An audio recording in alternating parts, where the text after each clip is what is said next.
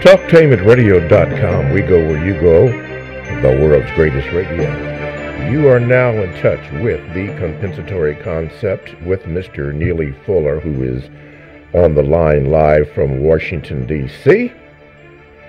And my name is Mr. Bobby, and I am your co-host. This is Radio the Way It Should Be Heard. To join the conversation today for Wednesday, February the 6th, 2019, the show title is Open Phone, and this is where Mr. Fuller will answer your questions in a counter-racist compensatory fashion. Keep that in mind. Counter-racist compensatory fashion. He will answer your questions, so make sure your questions are in that mode. Many of you do not do that, maybe because you're not conscious of the fact that we are in a global prison system of the only government upon the face of the earth, which is the government of white supremacy. If you'd like to join the conversation, you can by calling 1-877-932-9766. You can also go to the YouTube channel, type in the word Talktainment, and then there'll be a little space where you can type in the word radio and then scroll down to a place where you can type in Talktainment number 2. And then when you do that, you can also hit the subscribe and like button.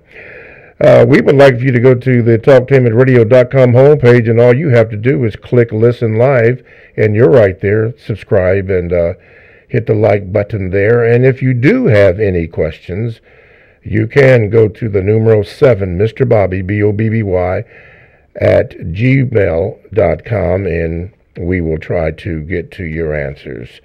And one more thing, if you would like to hear the program in its entirety, we also offer it on Facebook.com/Talktainment. Okay, with all that out of the way, don't forget to make your donations to the program for the second hour. We like to present to some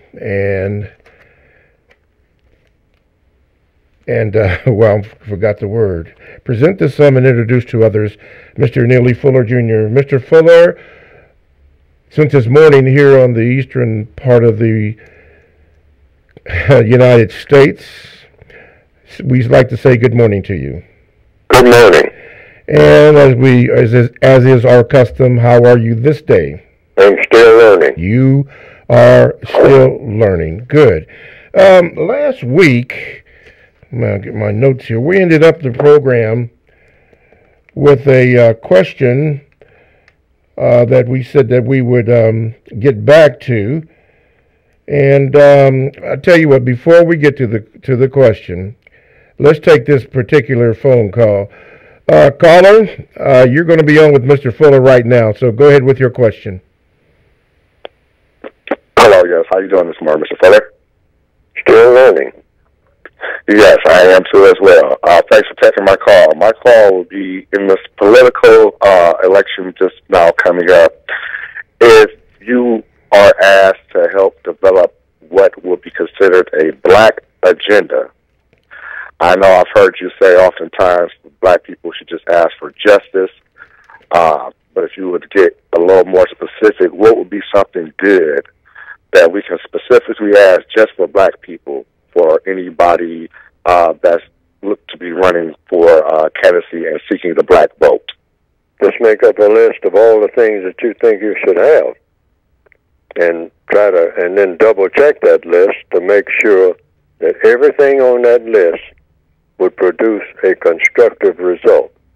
In other words, don't be too abstract. Try to be very specific about just thinking about the things that you want, but make sure that the things that you want will produce a constructive result, not just the latest fashions of what everybody's doing and say, well, I'd like to have this and that and the other.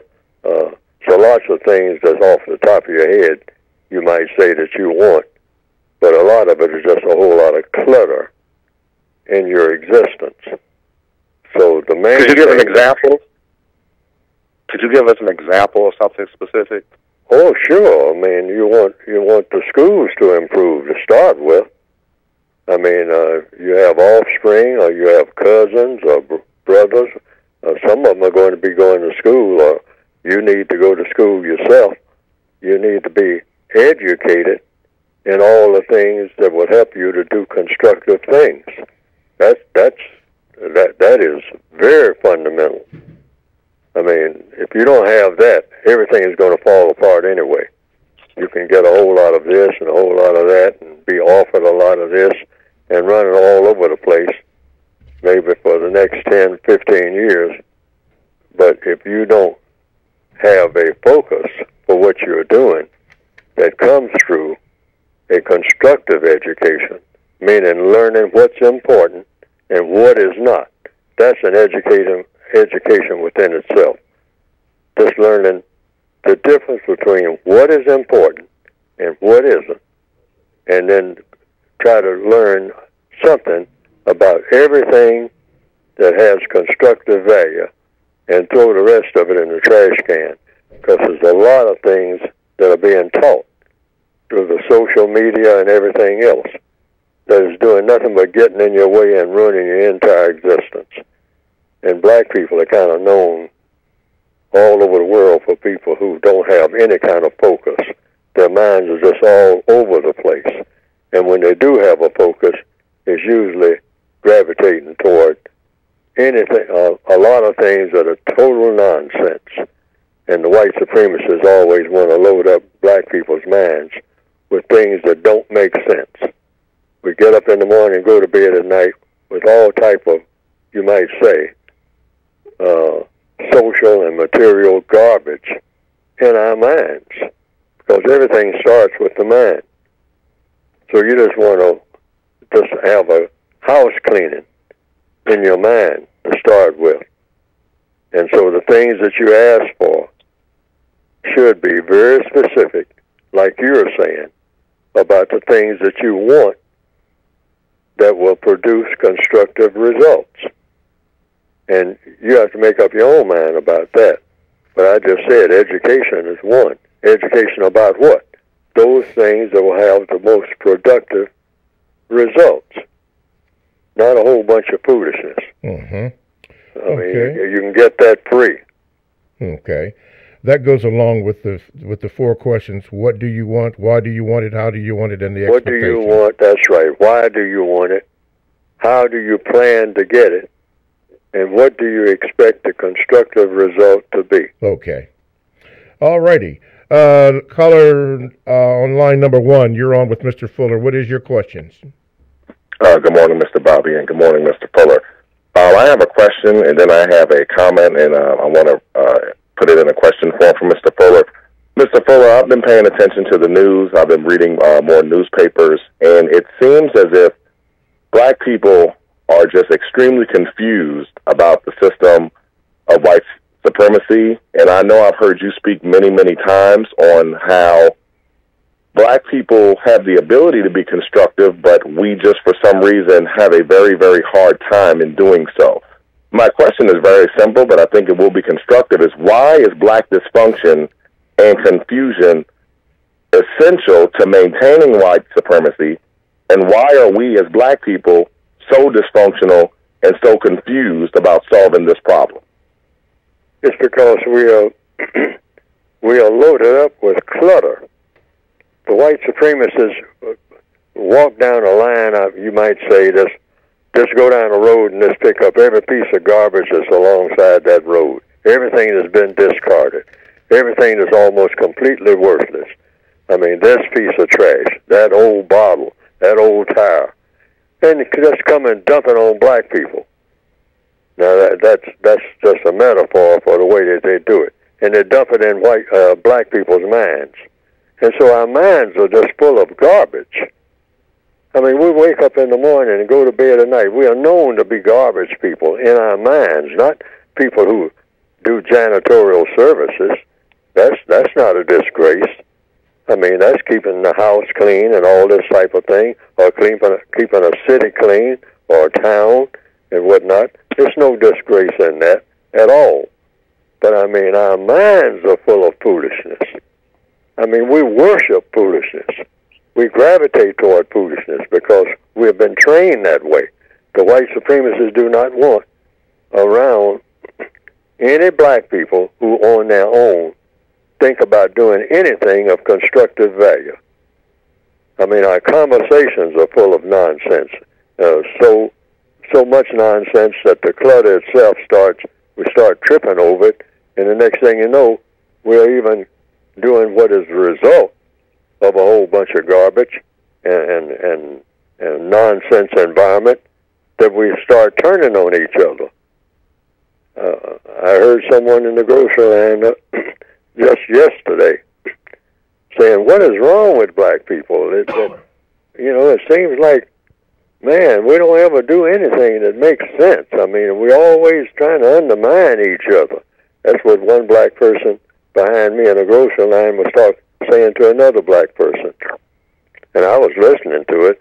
I didn't make any comment, but that is correct. And we all know that. And there's a reason for it. It's because the white supremacists gravitate us toward that.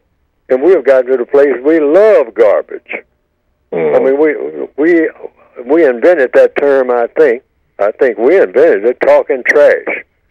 Yeah. See, we trash talk all day long. I mean, and so much so that the average white person coming around a black person, or even just getting on an elevator, they want to get off that elevator as fast as they can. They get away from black people. Why? Because we are poisonous.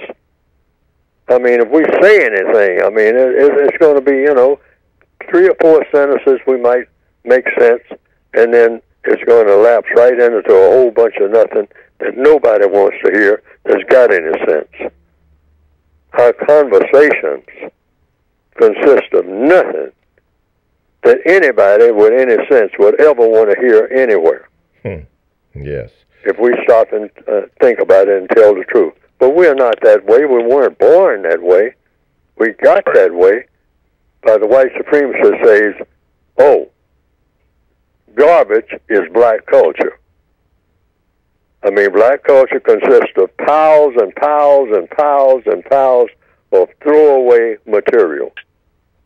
And they become throwaway people, which is what we want them to be.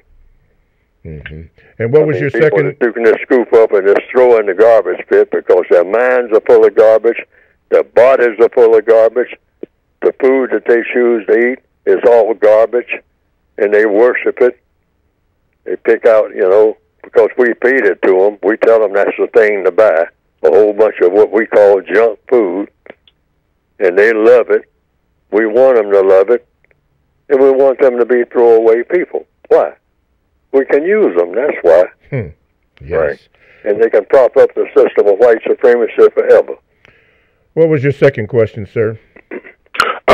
Thank you, Mr. Bobby. I appreciate that. My second question was I was making an observation in the code book, and many times on this previous broadcast that Mr. Fuller has done, he has often cited that the highest level of terrorism and confusion that a suspected white supremacist can do to a black person is engage in a sexual relationship with that person. And I was having a conversation yesterday with a victim of racism, a black female, who was having trouble with her teenage son. And we were just having a conversation about to make some constructive changes in her life and things of that nature. And I just thought about Mr. Fuller immediately, and I wanted to get his comments. She said to me, well, one of the things that she was mad about with her teenage son was that her 2 black brothers were not being a strong role model to her mixed-race son. And I said to her, isn't your mixed-race son looking for leadership from his father? And she just looked at me, and I thought about Mr. Fuller. She has VGQ, but that is the highest form of terrorism that you can do, because that child is now confused because the black woman is looking for leadership from a black person, but she essentially chose a suspected racist to be the father of her child. And I just wanted to get Mr. Fuller's, his commentary on why that level of confusion is so harmful to black people. All right. Thank you for your call. Mr. Fuller? Well, everything that the white supremacists do with non-white people is to spread confusion. That's everything. I don't care how it looks on the surface. Because once you can confuse people, you can what? You can always dominate them. Dominate them, yes. You can always dominate a person that is confused. If you are not confused and that person standing next to you is confused, you can dominate that person. And as long as you can keep them confused, you can dominate that person forever. Yes, you sir. can use them for whatever you want to use them for. Why? Because they're confused and you're not. That's just the law of the universe. So the white supremacists, when they come around non-white people, first order of business is to confuse them, to make them think that one thing is not what it is, to turn everything around, turn everything inside out, upside down. Just anything that will cause confusion. And then the more confusion they cause, it's easier to control any number of people, not just one person. You can control millions of people. Just one person can control millions of people if you can keep those millions confused. Have them believe things that are not true. Yes, sir. Yes, sir. Makes me think of the Temptation song, Ball of Confusion. TalkTainMenRadio.com is a 24/7 no-charge worldwide broadcasting facility with hosts delivering on various topics such as news and lifestyle, sports law, health, wellness, religion, and politics. Now, here's three that I am going to share with you. The voice of the pink pearl. It's your time to travel. And, of course, this show, The Compensatory Concept with Mr. Neely Fuller Jr. Now, all these shows are exclusive to TalkTainmentRadio.com, and all you have to do is go to the TalkTainmentRadio.com homepage, and right in front of you there will be a screen, and there's a little bar that says programs. All you have to do is click on programs, and there will be a number of programs there that you can view and take in and see if what they have to say. It's good for you. All you do is go to TalkTainmentRadio.com, click on programs for the scheduled times. TalkTainmentRadio.com. That is radio the way it should be heard. My name is Mr. Bobby. I am the co-host of The Compensatory Concept with Mr. Neely Fuller Jr. And today's topic is open phone, which means that you can call in and you may ask Mr. Fuller your question. And keep in mind that all of his responses or suggestions will be in the compensatory counter-racist logic. You got to keep that in mind. I think the last caller was wondering why we get off track. I think it's because we don't stay focused that we are in a prison, but be that as it may. But make sure that when you ask that question that you keep that thought in mind. And with that in mind, let's go to last week's call that we ended the show on. You were going to make a comment on that, Mr. Fuller, but I'll read it again. This comes from GG8, and that's not how they pronounce their name, but anyway, GG8. It says, please ask Mr. Fuller whether his plan for the breaking down of white supremacy racism based on Plato's definition of human freedom, which accordingly can only be realized when man is totally, quote, rational. That is when reason rules passion. Mr. Fuller, that is the exact question, the way it was asked. What say you as your suggestion to that question? Well, I've never really understood the different ways that the word rational is used. When I first heard that and read that years ago, the word rational, you mean ration? What? I've looked it up, but it's too abstract to me, the word rational. So that would seem to be the goal, to be rational, of Mr. Plato, but I never really understood that. So, I just kind of dismissed it, really, if I remember. I've read some of Plato's writings, and I don't remember reading that one.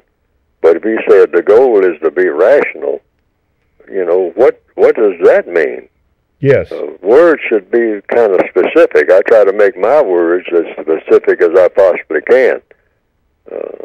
But I've never really understood what people mean when people say, in general conversation, people will say, well, you got to be more rational. More rational? Yeah. Okay, by doing what? See, I always want to get to the doing part. Yes, sir. And I don't really know how to deal with that word rational by Plato. Right. Mm-hmm. Yeah. What do you mean? Maybe some professor or somebody else can say exactly what that means in practical terms, mm-hmm. and then I'll grasp it. Because that's what I want to know. I want to know about the doing part. You know, mm-hmm. But then be rational by doing what? By doing what? And you Under just what mentioned circumstance. Give me some examples. Yes. All right. Right. And then you just mentioned the word practical, so I can see someone asking the question, well, what does practical mean? Yes, what does practical mean? Being practical about what? Yes. I mean, you know, you can be practical about a lot of things. Mm-hmm, mm-hmm, but mm-hmm. how? When? Under what circumstances? Yeah. In order to achieve what? I mean, practicality. Right. Yes. Okay. 1-877-932-9766, or you can Gmail me at the numero 7, Mr. Bobby, Bobby @gmail.com. The topic today is really an open phone, which Mr. Fuller will answer or make suggestions to whatever questions that you may have.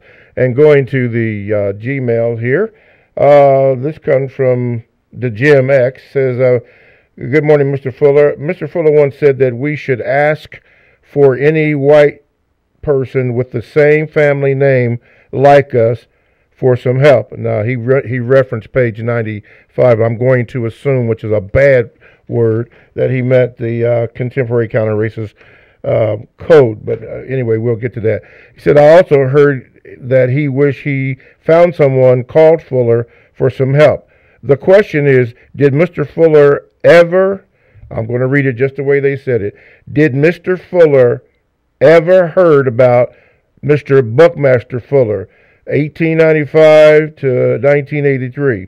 Mr. Buckmaster Fuller was known to be a problem solver and an architect. He wrote a book called Operating Manual for Spaceship Earth, and its purpose was to make the world work for 100% of humanity in the shortest possible time through spontaneous cooperation without ecological offense or the disadvantage of anyone. What a similarity. Mr. Fuller's code could be translated like in, quote, in order to be universal man and universal woman in the shortest time through the process of question and answer with the will to produce correctness and justice. Can Mr. Fuller please react on this? Thank you.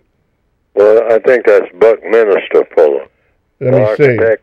Yes, Buckminster Fuller. Yeah, Buckminster Fuller. Right. I never tried to get in contact with him for the simple reason I don't think that, you know, particularly when I started talking to him, he would want to talk to me. I just assumed that. And I was just talking about people that you work around every day. I wasn't talking about someone who's very prominent like Mr. Buckminster Fuller, because I tend not to believe that I could just pick up the phone and call, say, the president, Donald Trump, and ask for an audience with him right now. Drop what he's doing and talk to me. So I just kind of assumed it would probably be the same thing with Mr. Buckminster Fuller. But I'm talking about, my recommendation was, if the people that you work around, I mean, there's lots of black people named Smith and Jones and Johnson, and you work around some white people who might have those names. So you can, in this day where everybody's looking up their ancestry and all like that, you can say, hey, we might have something in common. And, you know, Mr. Bruce Johnson, I mean, you know, over there on the other machine, I mean, that you're working on next to him in the factory and whatnot, say, well, my name is Alvin Johnson, and your name is Bruce Johnson. You think we might have something in common, Bruce, if you're on a first-name basis with him, you know? And say, well, hey, we got something in common now. We got the names in common. I mean, your name is the same as mine. We might have a little ancestral connection there. Your father might have owned my father, or grandfather, or great something. And so, you know, you might can give me a little help, you know, one ancestor to another, you know. I mean, and you can just start down that road. I mean, after all, what is looking up Ancestry supposed to be for? Yeah. Starting with back with Alex Haley and Roots, a lot of people said, you know, and there are whole groups now and whole organizations set up. Well, let's trace Ancestry. Let's look into it now. Here's, you know, I think I had a cousin named Bob. I mean, you know, and Uncle Jess. I mean, it goes back here and goes back there, by way of Carolina, by way of New Orleans, and all the way back to the west coast of Africa. You know, and people are painstakingly doing this. Mm-hmm. But it comes down to what for. Say, well, I mean, you know, it's good to know where you came from and all like that. Mm-hmm. Okay, but what for? Mm-hmm. What are you going to do with it when you get it? So you got all that information. Information is supposed to do something to help you do something. Yes. Otherwise, why have it? Yes. See, we're in desperate situations now. We just don't go around just leisurely like we are in what you call the emperor class of the old days, ancient Rome and whatnot, just doing stuff just to be doing it. Mm-hmm. We can't afford that luxury. Does it bother you, or does it bother you that looking at your family tree, that your last name, Fuller, may not really be your last name, being that if you accept that your ancestors, which you may or may not know, came from, as you just mentioned, the west coast of Africa, which I don't think Johnson and Fuller or Thompson were last names to the indigenous people of that land. Does it bother you that Fuller may not be, or you may not know what your last name is, if there is such a thing as a last name? Oh, the names don't bother me. It's what happens that bothers me, and that is, how did I get the name that I got? Okay. I mean, what my original name was really doesn't matter to me. I want to know what happened to me and who did it. And so all roads lead to the white supremacists. That's all of them. And all the names that I don't have, you know, the name Fuller, I mean, that's a name that was given to me, and they brag about it, by slave masters. So I say, hey, that's where the trail runs out as far as I'm concerned. I don't need to know nothing else. Yes. So that's what I'm dealing with. Yes. And I don't need to find out what my original name was. I can find that out at leisure after I get everything straightened out with the people who gave me the name Fuller. Yes. That's where the business is. Yeah. To get that straight. Yeah. I think a lot what am I doing wearing this name? Right. And it looks like somebody needs to compensate me for some kind of dislocation here. Right. That's a strong term there, compensate. Let's do this here. TalkTainmentRadio.com. We go where you go. Check us out on 94.1 WGRN. Podcasts are available. All you have to do is download TalkTainmentRadio.com app to your cell or to your tablet. That is radio the way it should be heard.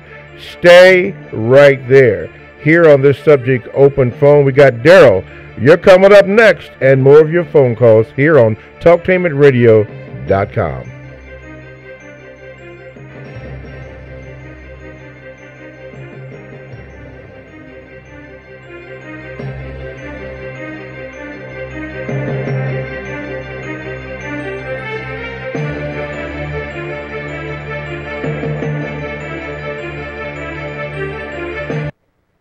TalkTainmentRadio.com is proud to present the compensatory concept. It is an effective system for countering the effects of white supremacy. TalkTainmentRadio.com is able to carry the first hour. However, the cost for the second hour is exceeding our limited budget. That is why we ask for your kind assistance in keeping the second hour on the air. If you believe like we do, help us in this struggle for justice. Go to the gold donate button on the TalkTainmentRadio.com web page and hit the gold donate button. That's the gold donate button. And please donate. Help us to keep the second hour of the compensatory concept on the air. Thank you. Looking for something special for your club or group? Take a trip Cruise planners will help you plan the event of a lifetime. Explore exotic places from Africa to Asia, Bermuda to Las Vegas to Hawaii, with special offers that make it affordable and exciting. Click on to www.greatgetawaytrips.com for great deals, or call today at 614-707-SHIP. That's 614-707-7447. For the best home fragrance and beauty products, shop Ash Kickin online. That's ASHKICKIN. Made with 100% natural quality ingredients and handcrafted with your family in mind, Ash Kickin products are better than those other guys. Ash Kickin candles, incense, body butter, face moisturizer, and hair moisturizer are priced just right, and you can get yours at 10% off with coupon code TALK17. Support this 100% black-owned business and get your home and body smelling and feeling all right. That's ASHKICKIN. Shop Ash Kickin online at www.ashkickin.com. Are you ready for a high school that allows you to work at a place that is right for you? Are you ready to earn a certification in healthcare, business, or manufacturing while achieving your high school diploma? Then you are ready for Life Skills High School, a free public school option for high school students 16 to 21 years old. Learn more about your free high school educational options at lifeskillshs.org or call them at 1-800-888-7992. Life Skills High School, education that fits your life. If you or someone you know is abusing drugs and or alcohol and want to stop the abuse, contact APDS at 1409 East Livingston Avenue. Office hours are 9 a.m. to 8 p.m. daily and 9 a.m. to 3 p.m. on Saturday. APDS is certified by the Ohio Department of Mental Health and Addiction Services and primarily funded through the Adam H. Board. Fees are based on your income and Medicaid is always accepted. For more information, call 614-253-4448. This is Al Edmondson, owner of a Cutter Brother Rest Barbershop. I'm calling on all barbers and beauticians. It's time for us to unite as one. We can serve our communities better together. Join the Ohio Black Barber Beauty Network. For more information, visit www.obbn.org or call 614-427-3226 to get more information. Be the change that you want to see in your community. Join our network. Sex Code War by Kahari Inaharo, the author of the Essence magazine bestseller Race Code War, is releasing his second book, Sex Code War. Be on the lookout for Sex Code War. Here's an idea. You've heard of the notion of pay it forward? It comes from the 2000 movie Pay It Forward. Basically, the premise is helping someone with no expectations of payback, providing assistance to someone, passing information on, simply doing a good deed for a total stranger, and instead of allowing them to pay it back, ask them to pay it forward. Doing favors for other people and asking them to do the same. The principle is the same as multi-level marketing, except that instead of soap or vitamins, it's generosity between strangers that is being passed on. Pay It Forward is mentoring. It's volunteering in your community. It's shoveling a neighbor's snow, or cutting an elderly person's grass for them, or taking a senior to the store. Don't wait for someone else to do something good. Do it yourself. It starts with you. Talktainment Radio strongly embraces the notion of pay it forward.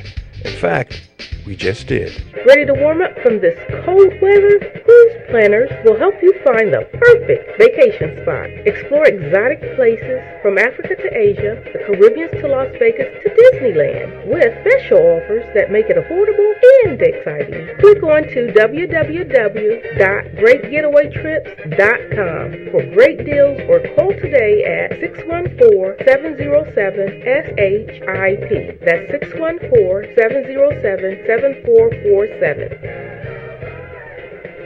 Live call-in talk show. Dial 1-877-932-9766 and join the conversation here on TalkTainmentRadio.com. I think I'm entitled. You want answers. I want the truth. You can't handle the truth. Go ahead.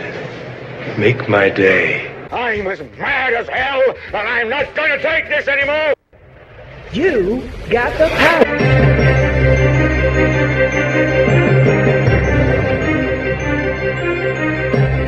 TalkTainmentRadio.com. We go where you go. Download the TalkTainmentRadio.com app to your cell or to your tablet. That's radio the way it should be heard. My name is Mr. Bobby, and I'm the co-host of the Compensatory Concept with Mr. Neely Fuller Jr. And our topic today is open phone, which means that you may call in and ask Mr. Fuller any question, and he will answer your question. And I need for you to keep in mind that the answers will be in a compensatory counter-racist logic form. And that's very important that you stay focused on that. Let's go to the phone lines right now. Caller, you're on with Mr. Fuller. What is your question? Oh, hi. My name is Gregory. I'm calling from Florida. And I just wanted to get Mr. Fuller's opinion on the politician from Virginia who had the blackface in the Klan photo and who said he was in it and then said he wasn't in it. I thought about how Mr. Fuller says they go back and forth on things and play both sides, and I just was curious to know what he thought about that. Okay. Mr. Fuller? Just to be expected. We're in a system of white supremacy. So the code, according to the code, any white person who is able to be a racist probably is one. Now, that's a flat statement, but I stick by it.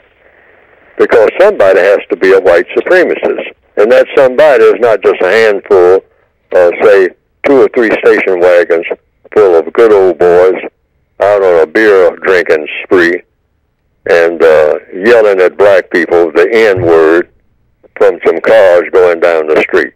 Now, usually black people think of that as, there goes some white supremacists. They got Confederate flags all over the hood of their vehicles, and they got Nazis, swastikas, flags flying from the buffer, and all that type of thing, and they're yelling N-word here and N-word there at every black person that they see while they're swigging beer. Now, that's the image that a lot of black people have in mind when they think of white supremacists. But the white supremacists are people that you're looking at every day. Mm-hmm. The people you sit next to on the bus. The people that you pass on the street and say good morning to. And they say good morning very pleasantly to you. See, they are born in a system of white supremacy. Yes. A white person is born in a system that's already in place. There's no other government on the planet. Correct. There shouldn't be. No one should go into the Captain Renault making a correlation here to the movie Casablanca. I'm shocked to find that there's racism going on here. You know, well, the captain in the movie was talking about gambling in a particular place that everybody knew was a gambling place. All right, but all of a sudden, because he wanted to shut the place down, and he was the captain of the police services, he said he's shocked to find that there's gambling going on here, even though he was one of the gamblers. So it's the same with the white supremacists. They turn on each other every now and then, and they'll say, I'm shocked to find that there's racism in Virginia. All right. And that the governor did some racist things. Well, now, if we're going to pick out every white person and try to get them to tell the truth, one of the questions in the code book, have you ever used the N-word? All right? Or something of that type, something of that nature. Have you ever, in any context, used the N-word? Or have you ever referred to black people according to the N-word? Yes or no? Yes or no? Now, how many white people, do you think, just off the top of your head, everybody in the audience, in the Northwestern Hemisphere, do you think that would cover quite a few white people? And suppose you had heard each and every one of them use the N-word. Now what are we going to do? Because you're talking about every school teacher, every bus driver, every person in the employment office, all the people that you're around you, that you work with every day, they have never used the N-word. Never, ever, even going back to elementary school, never, all of these white people now, you know, and if you had, you know, if every black person could have heard every white person who ever used the N-word, and then that white person was going to be sent to jail for using it or lose their job for losing it, now what? That means you would have a whole bunch of white people who would not have jobs. Yeah. I can just about guess that. I mean, no white person would have a job anywhere. Okay? just about. I mean, because most white people, I think, have used that word maybe just one time in their entire existence. Okay? I mean, in a discussion or something like that. I mean, you know, and so in answer to the question, that's to be expected. Yes, sir. And black people, of all people, should say, hey, you know, that's routine. What are you talking about? Yeah. You know, I mean, hey, you know, and making what you call using the N-word and what white people when they're joking. When I was in the military, in the Army, I mean, sometimes white guys would start telling jokes and they'd stop. And then over a period of time, they just stopped trying because every joke that they knew was about black people. Everyone. And they had to realize that, being around me.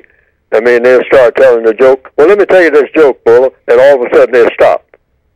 And after about 5 or 6 times, the person who was doing the talking would realize, I don't know any jokes other than jokes about black people, you know, what they call N-word jokes. You know, so they just stopped trying to tell jokes at all. Okay. Absolutely. Let's do this. Okay, let's go to the phone call. Caller line number 1. You're on with Mr. Fuller. What is your question? Yeah, hello, Mr. Fuller, Mr. Bobby. My great-grandfather was, his mother was Cherokee.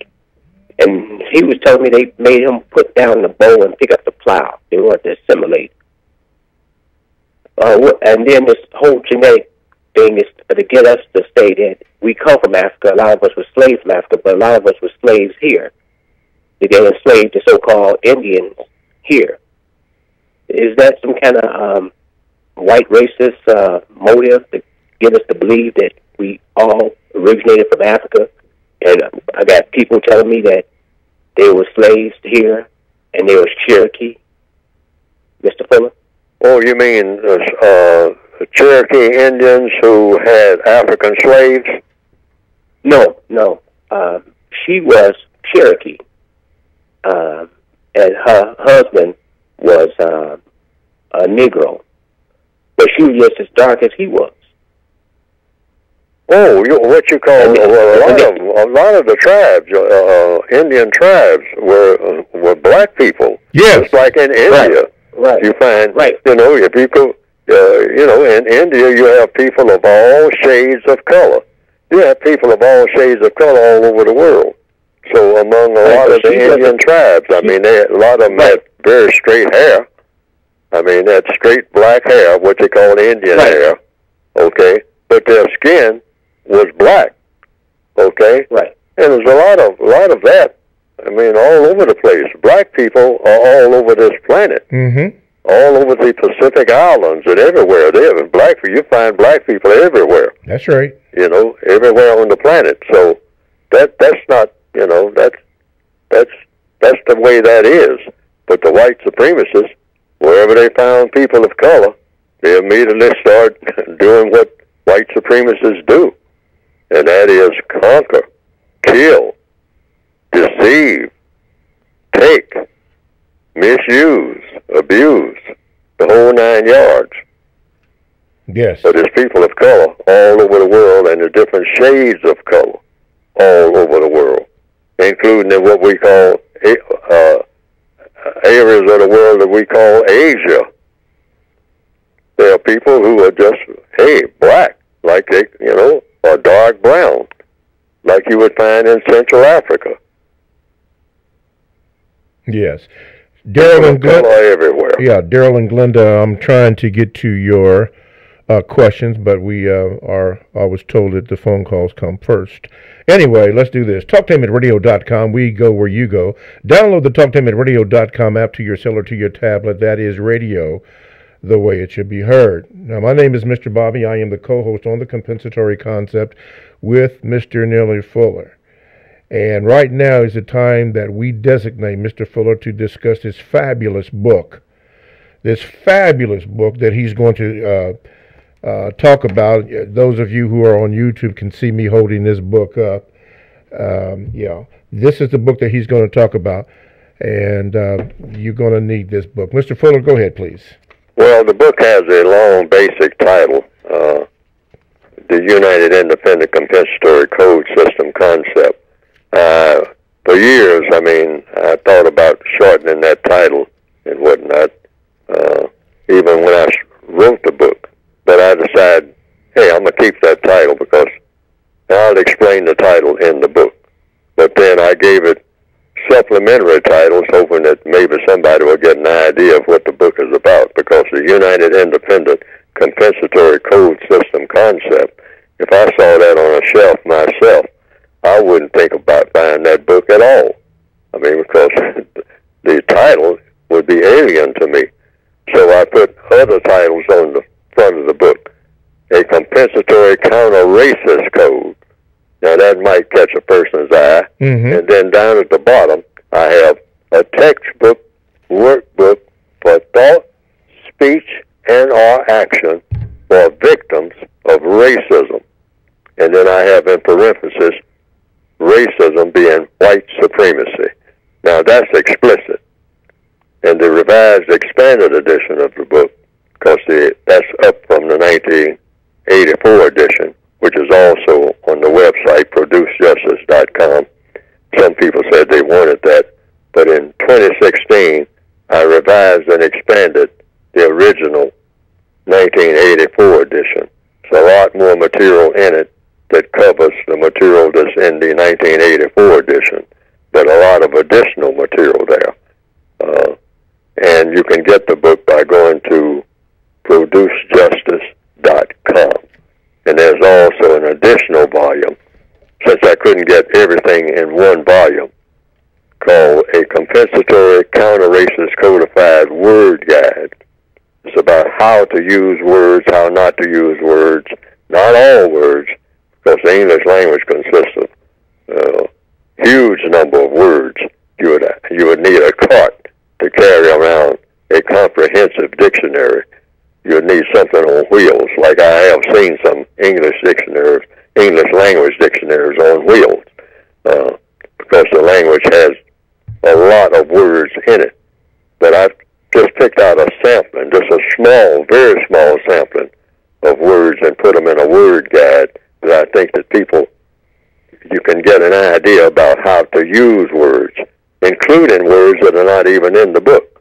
You'll start training your mind to start asking about words when people use them, because a lot of the damage that the white supremacists do every day to people is through what they say on paper and what they say verbally, and it causes confusion.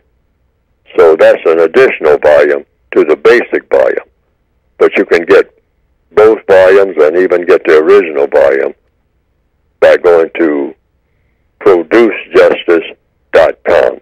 And the book is designed to help the individual person, each and every day, wherever you happen to be.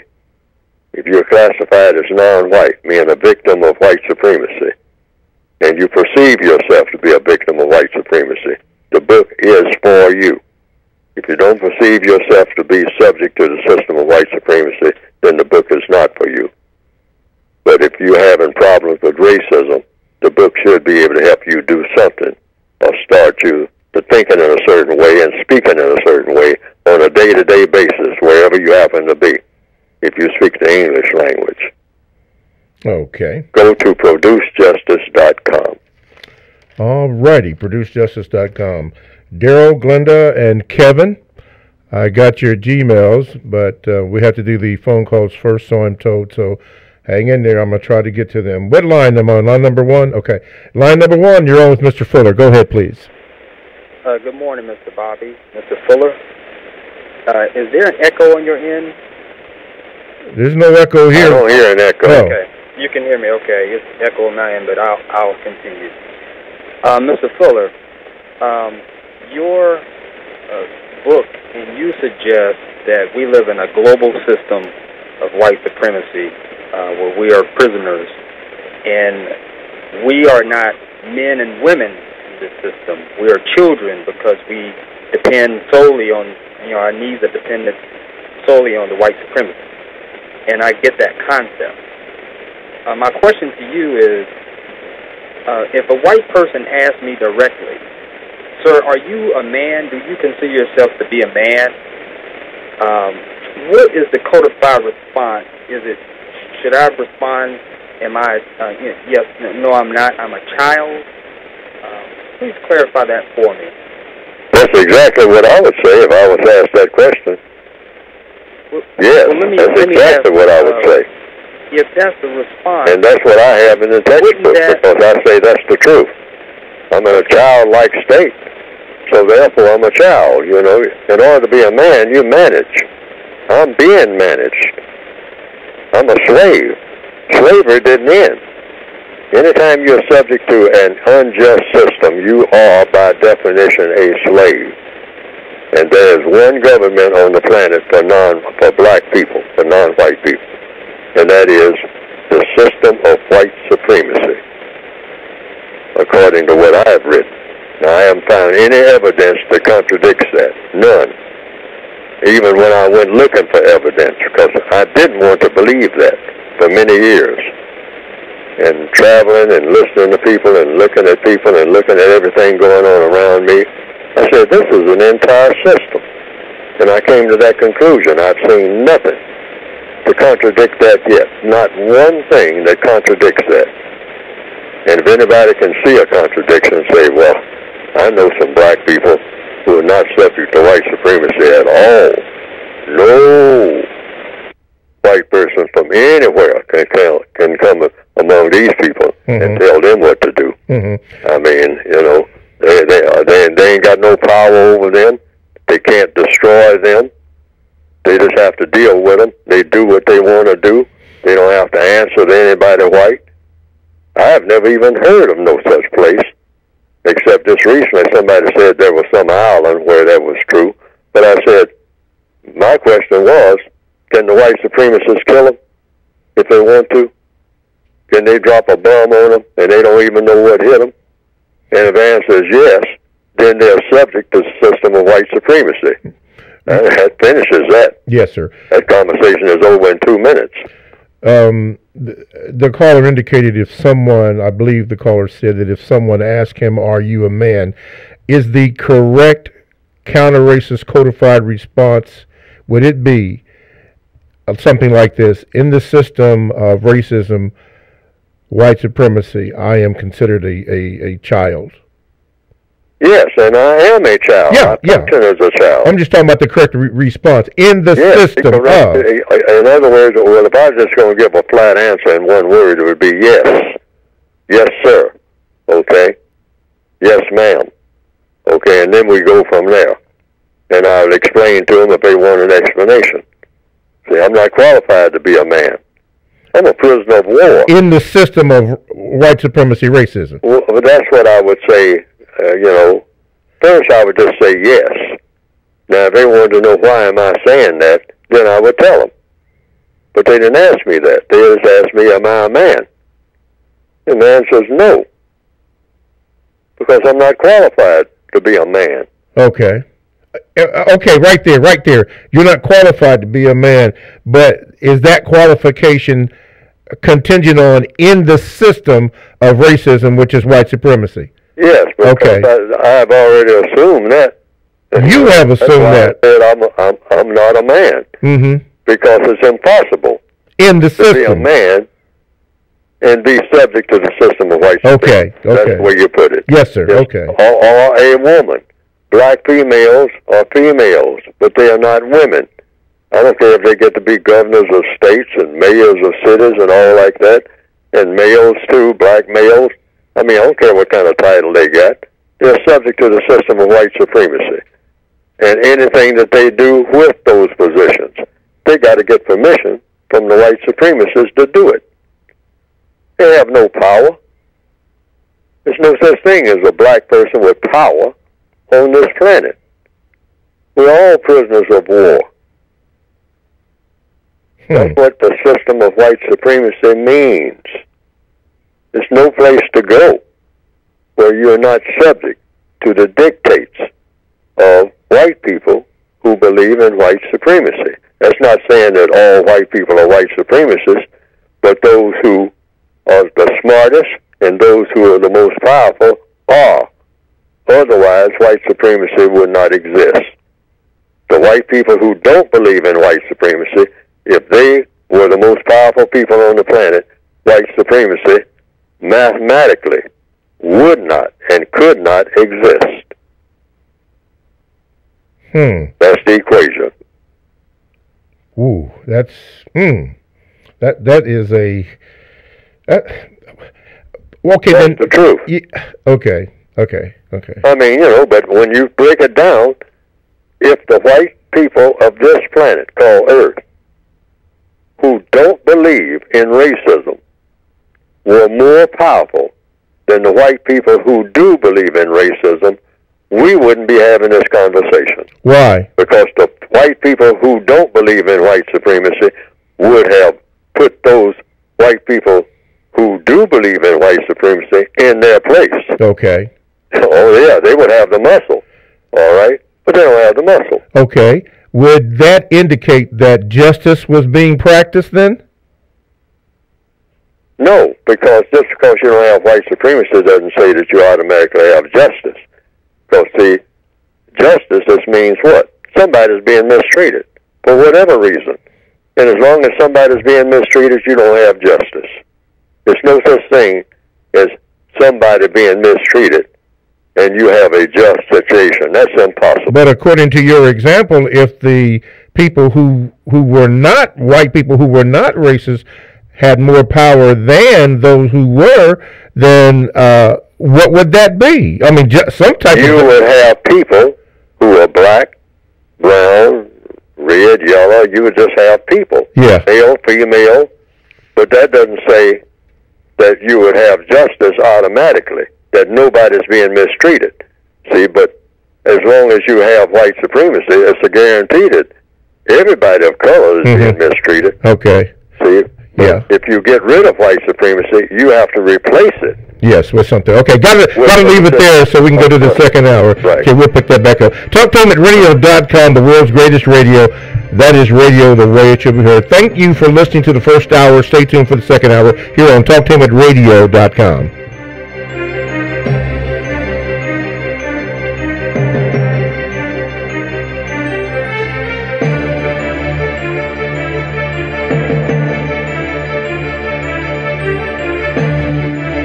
Thanks for listening to the Compensatory Concept with Mr. Neely Fuller, heard exclusively on TalkTainmentRadio.com, the world's greatest radio. The most important question in all racial matters is why.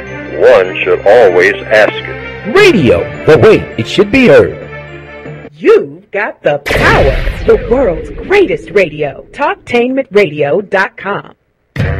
Talktainment Radio, worldwide sound. Talktainmentradio.com. We give you a reason to come. The world's greatest radio. We give you a reason to stay. Radio, the way it should be heard. You got the power. The views and opinions expressed are those of the host and guest and not necessarily those of TalkTainmentRadio.com, the management, the staff, or K&E World Network, LLC.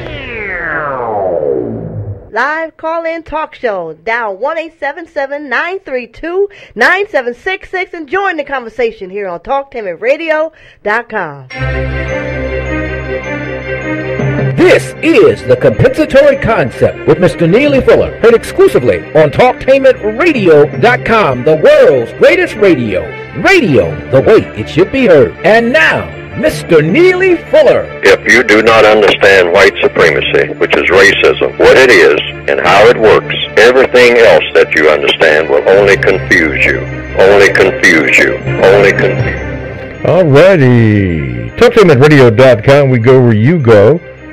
The world's greatest radio, that is TalkTainmentRadio.com, and you are now in touch with the Compensatory Concept with Mr. Neely Fuller. I am your co-host, Mr. Bobby, and this is Radio the Way It Should Be Heard. If you'd like to get in contact with this show, all you have to do is call 1-877-932-9766, or you can Gmail me. Now listen, if you do Gmail me, I will get to it if I can.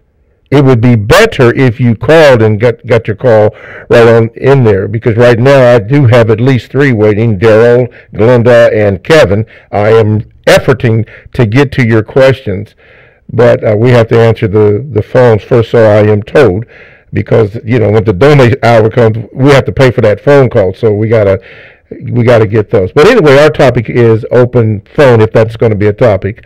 And have Mr. Fuller answer your questions or whatever it is that you would like to answer. Mr. Fuller, continuing on the second hour, the first hour at the end of it, and you were mentioning, and you brought up an example, if white people who did not believe in racism were in charge to overtake those racist people, that we still would not have a justice? No, because, see, to say that is to say that if racism had never existed, then we'd have a world in which there was no mistreatment. Well, there's no reason to believe that's true. If racism didn't always exist, presumably, so what kind of world did you have before racism existed? Did you have a world of justice where nobody was being mistreated? And there's no record that shows that, and there's no reason to believe that logically. Okay. I mean, somebody was being mistreated, and what we want is a world in which nobody is mistreated. That's a tall order. That's a tall order. But while we're getting rid of racism, we have to keep in mind there's a reason why we're getting rid of racism. Racism is about domination and mistreatment based on color. But dominating and mistreating anybody based on anything should be gotten rid of. Okay.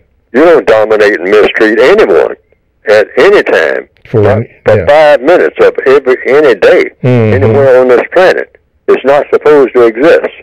Mistreatment of people is not supposed to exist in any form, whether it's based on color or whether it's based on anything.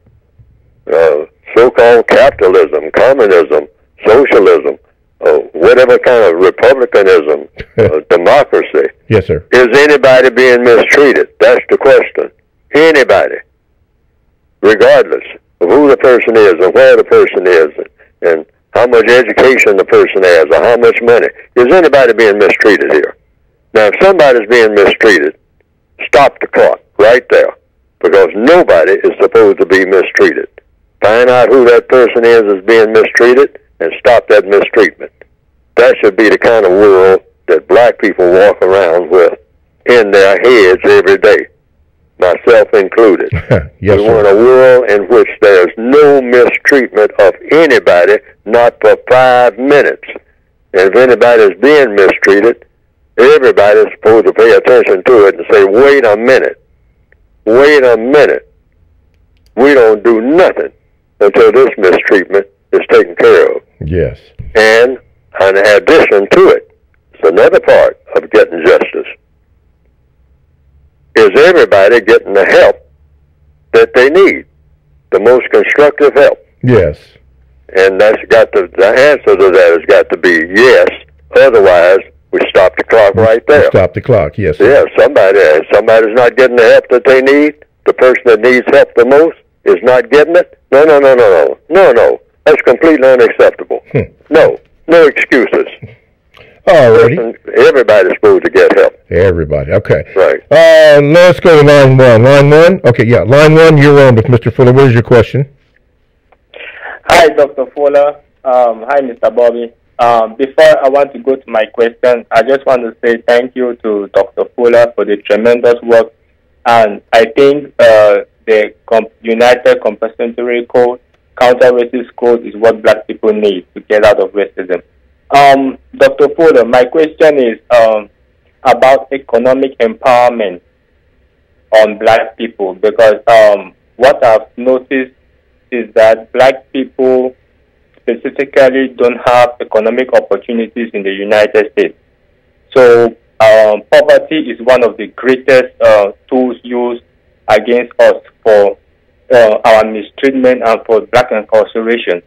So my question is, what can black people really do to provide more economic opportunities so that black people can get off the street? Because most black youths really want to work, but they don't have economic opportunities. So what can we really do to provide jobs for our young youth and for our black people that are coming out of prison with no jobs available for them to do? So I think if we can tackle that problem, it's going to play a huge role in black improvement in the United States of America. Okay. Mr. Fuller? Well, if I understand the question, I heard President Donald Trump last night talking about supporting capitalism. Okay, now in the textbook for victims of white supremacy that I wrote, I say it's 3 ways that I know of, unless, and I'd like for somebody to tell me other ways, if there's a 4th or 5th way. It's just 3 ways to be a capitalist. You invent something or produce something. You produce something or invent something, whichever words you choose, that people want or need. That's one way to get capital. Okay. You go in your garage or go in your basement or go to your dining room table or your kitchenette table if you're in a small apartment, and you try to come up, you get in your computer or you get a piece of paper and a pencil and you write down and try to come up with some ideas for something that people want or need. And then you go out and try to produce that something. That's an invention. Now, very few people invent anything. Very few people. We call them inventors. Very few people come up with what you might call scientific breakthroughs, where they come up with something completely new, something nobody expected. And it's got to be something that people want. It may be, not of much value, but people want it. Like alcohol, a new type of whiskey and whatnot. So you avoid doing any of that. But you try to come up with a constructive invention that people want or need. Now, that's the smallest group of people on this planet that can come up with that. Mm-hmm. They're a very small group of inventors. Very few people have the type of mind who can invent something. Now, what's the next category and the biggest category of raising capital? Robbing and stealing. Now, you have to stop and think about that. But if you start talking about the people who raise capital on this planet, going all the way back, you can use the Roman Empire and the Grecian Empire as examples. What did they do in order to gain capital? Most of them were known as what? Julius Caesar and whatnot. What was he known for? Conquering. Okay, that's robbing and stealing. Christopher Columbus. How did he get all the capital that he got? Robbing and stealing. Oh, yes, he had a little seed capital. I'm just giving this as an example. Yeah, example. I'm talking about the second category. Christopher Columbus had an idea, according to the history book that I've read, and according to some teachers, he had an idea that he wanted to sail across an ocean and find new lands. Is that okay? According to what I've heard, that's correct. But he didn't have any capital for doing so. So he went to a king and a queen named Ferdinand and Isabella. Now, he said, you all have capital. I don't have any. You got some money, and I'd like for you to finance me a few ships to go across the vast ocean and see if I can find something over there. Because I believe the world is round. That's what I've been told. And Ferdinand and Isabella said, oh, okay, we got capital. But now, while I'm saying that now, Christopher Columbus, watch this, he's asking somebody who has capital. So a question comes up now. The people that he asked for capital, Ferdinand and Isabella, how did they get capital? Robbing and stealing. That's what I found in the history books. Most kings and queens rob and steal. Most of them. King Leopold, I mean, let's name the list of kings all down through history. Yes, yes. Robbing and stealing. That's how they got what they got, so they can set up in those fancy castles. Mm-hmm. So Christopher Columbus went to someone who already had capital, but the people that he got it from had a record of robbing and stealing. Okay. What'd you say was the first one? The first one is inventing something. Oh, inventing, okay. Oh, yeah, this is nice. I mean, somebody invents something that people want or need, invent a motor car, you know. Somebody invents an airplane. Oh, you need an airplane to fly over the mountains rather than try to climb them, okay, you know, mountain after mountain to get somewhere. And a motor car, you know, and lots of things have been invented. Okay, communications, right. The second category, and I have this outlined in the book. Okay. Right, is robbing and stealing. Okay, what's number 3? And number 3 is begging. Okay. Begging what? Like Christopher Columbus did? He begged. He begged. That's what he did. What's the difference between begging and asking? Begging is asking twice. Most people, when they want a loan, they're actually begging. That's what Christopher Columbus wanted. He wanted a loan. He said, I'm going to pay you all back if I can find something to pay you back. But now when Christopher Columbus got to the other side of the water and found some people, what did he do to raise capital? Rob and stole. Yeah. See, this is something they don't teach in school. And, well, I understand why. But, you know, if we're going to be capitalists, and the gentleman who just called in, that's why I'm taking up this point. Because we are told by presidents and everybody, don't be a communist, don't be a socialist, that's a bunch of garbage. That ain't going to work. And chances are, what they're saying, they may be telling the truth. I guess, because I don't even know what socialism is or communism is. Really. I mean, I say so in my book. Yes, sir. These are words. But if you're going to say capitalism, how do you get capital?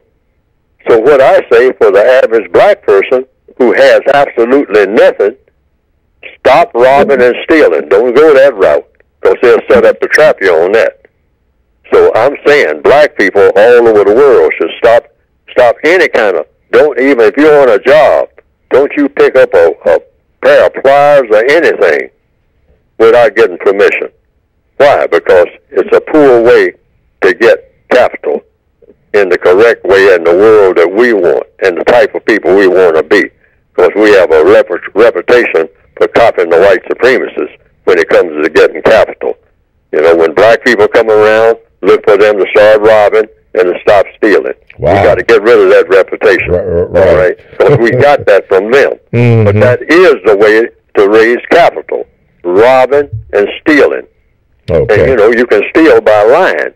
All right? Yes. All right? That you know, a whole lot of capital is raised by people lying to you. All right. I mean, you go to a bank. I mean, you know, the bank president might lie to you about how much interest you're going to pay and all this. Okay? You find out that you're trapped in some type of mortgage that you signed your name to. I mean, now they're taking your house, but you didn't know that. That's robbery. Yes, sir. Okay? So, you know, but we don't want to be those type of people anymore. We already have a reputation for that. And the white supremacists definitely have a reputation for it because that's how they got everything. They invented things, but they got in position to invent things by robbing and stealing. Right. All righty. TalkTimeAtRadio.com is a 24/7 no-charge worldwide broadcasting facility with hosts delivering on various topics such as news and lifestyle, sports, law, health, wellness, religion, and politics. Now, here's three that I'm going to share with you. Pastor Earl Speaks, The Kinsman, and At the Table. Now, all these shows that I just mentioned, and the three that I mentioned in the first hour, are all exclusive to TalkTimeAtRadio.com. And all you have to do is go to the TalkTimeAtRadio.com homepage. There's a bar up there, and just hit the one that says Programs, and a list of all the programs that we have comes up, and you are eligible to select any one that you would like to hear what's going on. As a matter of fact, there's a 24-hour stream of different programs that are constantly on. Why don't you take a chance and tune in to some of those programs? Just go to TalkTimeAtRadio.com homepage. Click on Programs for the scheduled times. All this is from TalkTimeAtRadio.com. That is radio the way it should be heard. My name is Mr. Bobby. I am the co-host on the Compensatory Concept with Mr. Neely Fuller Jr., and we are having what we call open phone, and what that means is you can ask Mr. Fuller any question. Keep in mind, please, that all of his answers will be in the compensatory counter-racist code form. You have to understand that, or you're going to miss it. And speaking about that, call 1-877-932-9766. I still got you, Daryl, Glenda, and Kevin. I still got you coming up. But right now, we got to go to line 1 because I'm getting the finger. Line 1, you're on. Good morning, Mr. Bobby. Good morning, Mr. Fuller. Can I be heard? Yes, sir. I hear you. All right. Mr. Fuller, what you was just talking about in that last segment, that led into my question. Can you please expound and explain how the system of white supremacy is held together by words, and how the white supremacists are the masters of words and they're master deceivers? Oh, well, there's all kinds of examples of that. I mean, words, advertising. You know, if you're going to buy something, black people rush out to buy stuff. Black Monday in the Northwestern Hemisphere. I mean, we stand out there in the cold and whatnot. Based on what? Words. We're saying, hey, sale. Come in here and buy. You know, and there's reduced prices. 75% off. And 75% off of what? You know? Well, we'll find out when we get there. Let's get down there and get in line.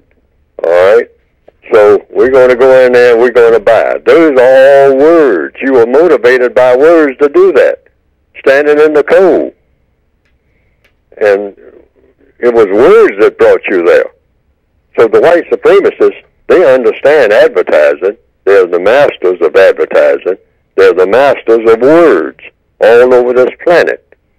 Even when they go among people of color and they can't speak the language, they'll learn to speak it, and then they'll teach their language to the people. They'll make sure of that. I saw in this morning's paper where in the Cameroons, black people are killing each other about language that they got from the white supremacists, French and English. This morning's paper, you might find it in your local papers, in the Cameroons. It's in the Washington Post. People, black people, in the Cameroons, they said thousands of bodies. About what? Language. Some of them speak English, and some of them speak French. Now, these are black people in Africa, and they are killing each other about whether they're going to speak French or whether they're going to speak English. And these were languages that came from white people. See, so, and what is language? Words. And there's such a thing in the Northwestern Hemisphere called the magic word that black people use as a slang. It's the N word. That's a word that everybody gets upset about. I mean, there's very controversial, so much so that I have to say it on the air, the N word. I can't say the word itself, all right? Words are important. Words motivate people. I mean, Malcolm X in the movie,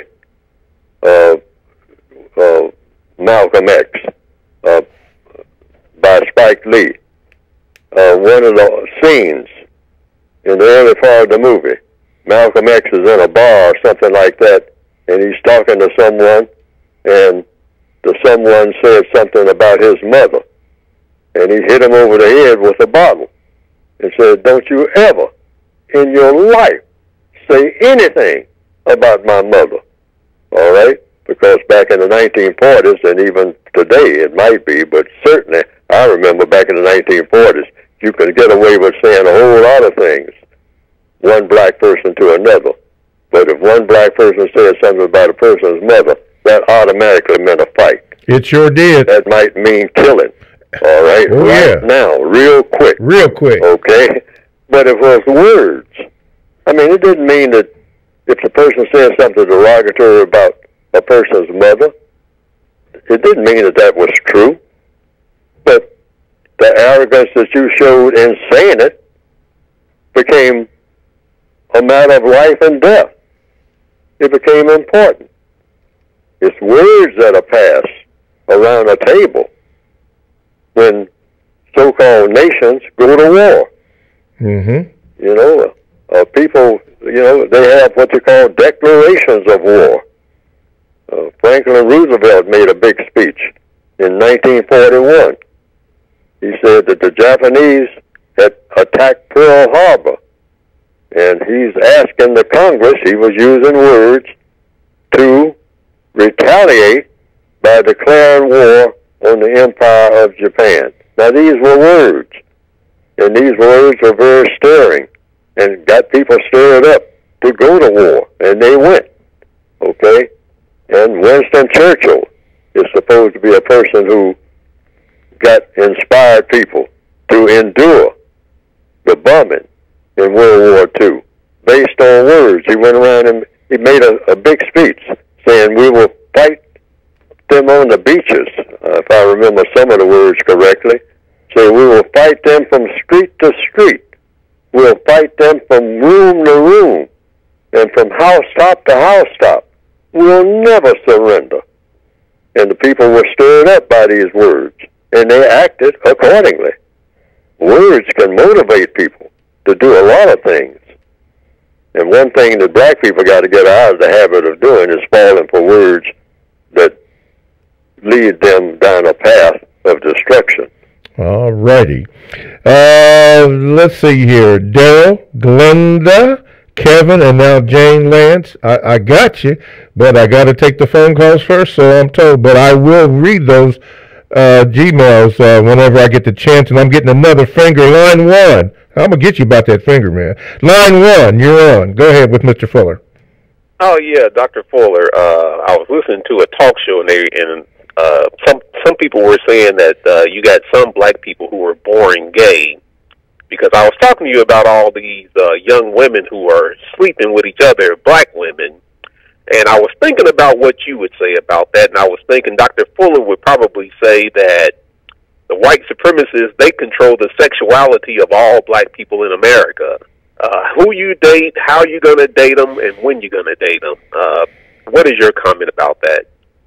Well, even the concept of dating, which I say something black people shouldn't even buy into. That whole ritual, just as phony as it can be, that's not the way to. People should just interact with each other normally. You don't set aside any type of orchestrated setup. I mean, you're just around people. People will gravitate toward people that they need to be with. That's the best way for it to happen. It just happens. All right? It happens. I mean, you gravitate. You don't set something up and orchestrate it with a box of chocolate and some perfume, and I mean, and you date. What's a date? A date is something on a calendar. I mean, you don't go by any of that. Any of these rituals that have been set up for black people is just as phony as it can be, and anything that's phony is not going to work out very well. Now, the white supremacists, as far as this categories of sexuality, they know that if they control the sexuality of non-white people, that they got them in all the other areas of activity. There are 9 areas of activity: economics, education, entertainment, labor, law, politics, religion, sex, and war. Now, that just about covers everything that everybody on the planet is doing from one minute to another. They're engaging in one or more of these categories of activity. And all of these categories blend into each other. What affects what happens in religion affects what happens in sex and in education and in entertainment. And what happens in the area of entertainment will affect what happens in politics or in economics, et cetera, et cetera, et cetera. These are just words or labels that just cover people in their behavior and their interactions with each other. And the white supremacists know how strong sex is. When people start getting sex urges at an early age, they at first, like most people I think, I know it was the case with me, I didn't know what was happening, except my body is calling on me to do something, okay? And so the white supremacists are well aware of this. It's called sex urges. Your sexuality is coming, you know, that urge to do something with your sexual organs, which you're not even aware that you got sexual organs until you start getting those feelings, okay? And the white supremacist says, if we get control of black people's sexual feelings and try to catch them as early as possible, or propagandize through the use, like the call-in said, of words, start saying, hey, it's not just male with female. I mean, that's basic. That's what you call straight in a slang term. It's not even listed as a category now. When you see LGBTQ, if you're going to have all the categories so far, and there will be more, you should have S in front of those, because that's the basic category, male with female. But that's not even listed anymore. See what the white supremacists are doing? Mm-hmm. They're not even listing straight. But that is a slang term, like gay is a slang term. I mean, you know, gay used to mean happy, all right? Now it might mean anything, okay? So the white supremacists are systematically all over the world taking control of black people's sexuality so that in a few generations they won't have to control black people in any other thing, because just through sexuality alone. Got to leave it there, Mr. Fuller, right there. They're calling me for station break here. Talk to him at radio.com. We go where you go. Check us out on 94.1 WGRN. Podcasts are available. Download the Talk to him at radio.com app to your cell or to your tablet. That is radio the way it should be heard. Stay right there. We'll have Mr. Fuller finish that on the LGBTQ community and all that and more coming up next on Talk to him at radio.com.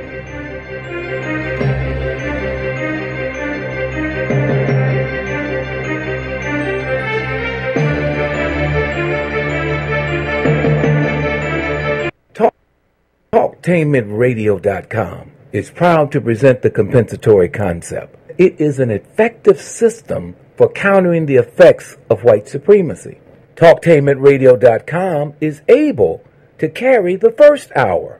However, the cost for the second hour is exceeding our limited budget. That is why we ask for your kind assistance in keeping the second hour on the air.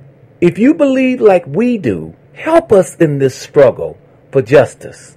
Go to the gold donate button on the Talktainmentradio.com web page and hit the gold donate button. That's the gold donate button.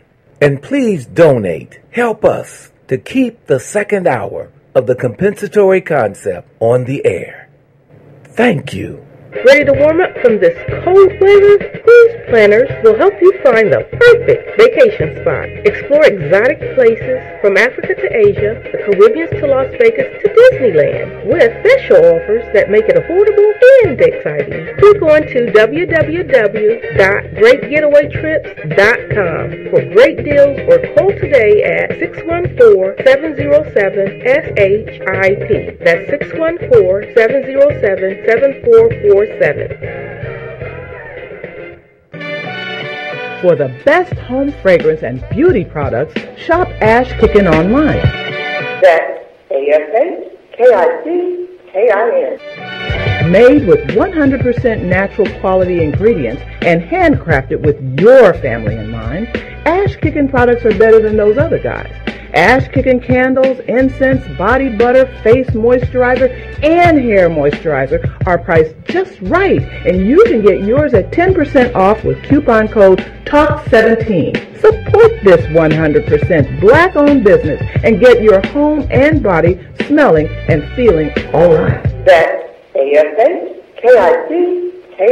Shop Ash Kickin online at www.ashkickin.com. Are you ready for a high school that allows you to work at a place that is right for you? Are you ready to earn a certification in healthcare, business, or manufacturing while achieving your high school diploma? Then you are ready for Life Skills High School, a free public school option for high school students 16 to 21 years old. Learn more about your free high school educational options at lifeskillshs.org or call them at 1-800-888-7992. Life Skills High School, education that fits your life.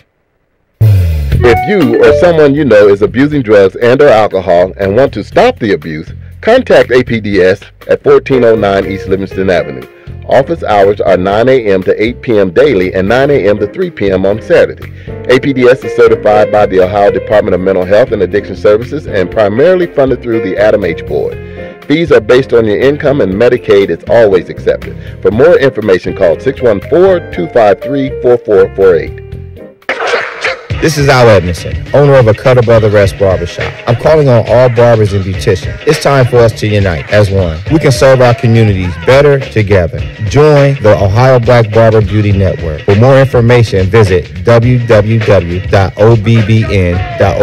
or call 614-427-3226 to get more information. Be the change that you want to see in your community. Join our network. Sex Code War by Kahari Inaharo, the author of the Essence magazine bestseller Race Code War, is releasing his second book, Sex Code War. Be on the lookout for Sex Code War. Here's an idea. You've heard of the notion of pay it forward?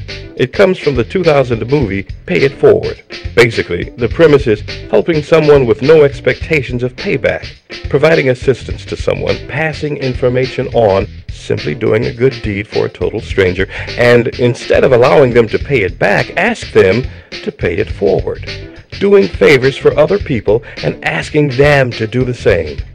The principle is the same as multi-level marketing, except that instead of soap or vitamins, it's generosity between strangers that is being passed on. Pay It Forward is mentoring, it's volunteering in your community, it's shoveling a neighbor's snow, or cutting an elderly person's grass for them, or taking a senior to the store.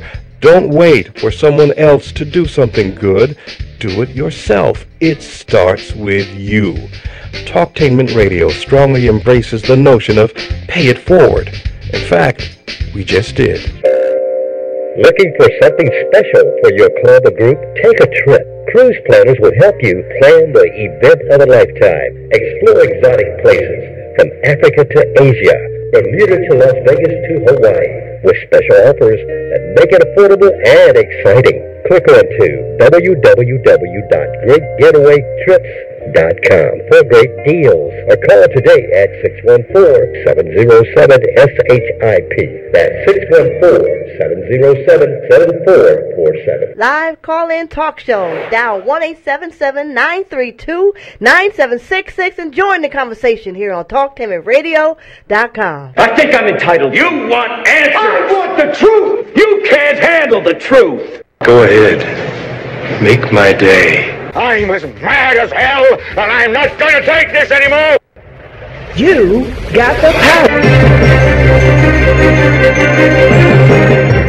TalkTainmentRadio.com. We go where you go. Download the TalkTainmentRadio.com app to your cell or to your tablet. That is radio the way it should be heard.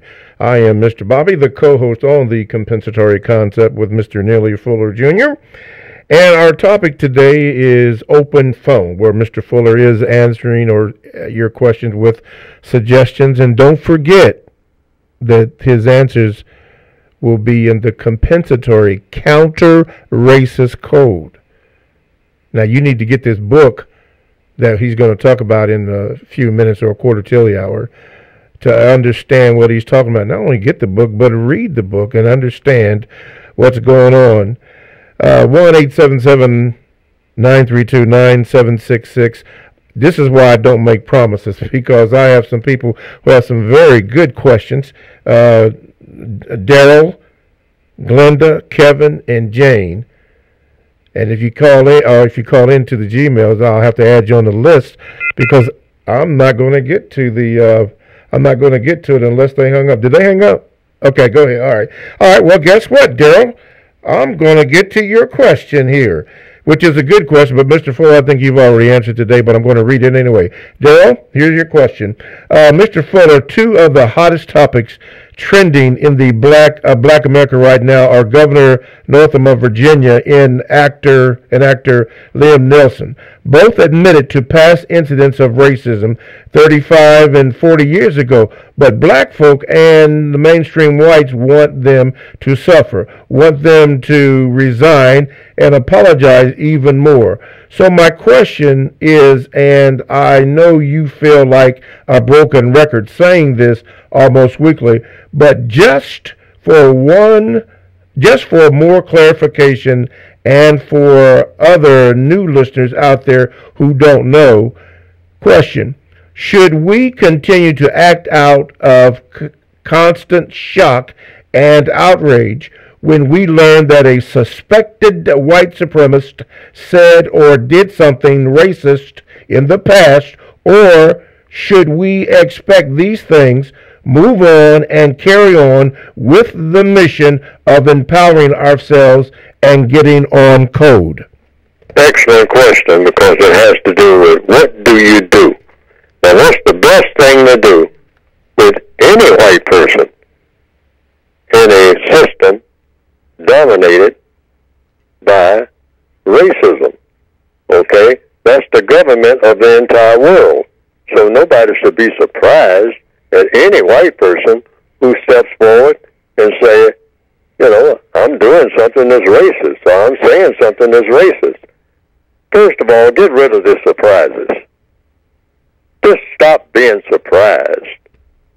Stop being shocked. Stop being hurt.